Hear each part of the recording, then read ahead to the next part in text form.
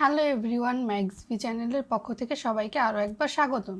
আজকে আমরা ফটোশপের আরও একটি নতুন ভিডিও করতে যাচ্ছি। এই ভিডিওটিতে থাকছে ফটোশপের টুল সম্পর্কে। আমরা আজকে জুম টুলটি সম্পর্কে বিস্তারিত আলোচনা করব। চলুন শুরু করি ভিডিওটি। সম্পূর্ণ ভিডিওটিতে আমার সাথেই থাকবেন। প্রথমে আমরা এখানে যে বারটি রয়েছে এই বার থেকে এই যে জুম টুলটি নিয়ে নিচ্ছি। জুম টুলটির শর্টকাট কি হচ্ছে কিবোর্ড থেকে জেড।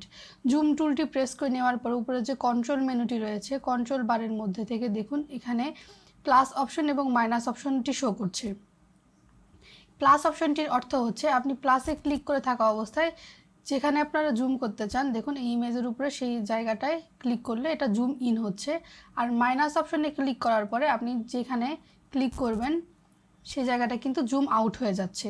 জুম আউট অর্থ হচ্ছে ছোট করা এবং জুম ইন অর্থ হচ্ছে বড় করা। এটা আমরা প্লাস এবং মাইনাস এই সাইনটির মাধ্যমে এখান থেকে কন্ট্রোল করে নিতে পারি।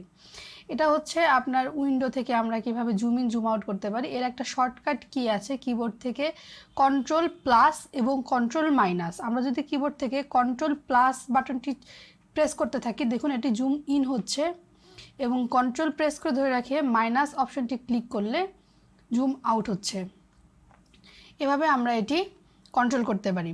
আমরা এটির আরেকটি শর্টকাট দেখে নিব। আরেকটি শর্টকাট হচ্ছে কিবোর্ড থেকে কন্ট্রোল প্রেস করে মাউসের যে স্ক্রল বারটি রয়েছে সেটি স্ক্রল করতে থাকবো। জুম ইন এবং জুম আউট হতে থাকবে। স্ক্রলারটি উপরের দিকে স্ক্রল করলে জুম ইন এবং নিচের দিকে স্ক্রল করলে জুম আউট হবে।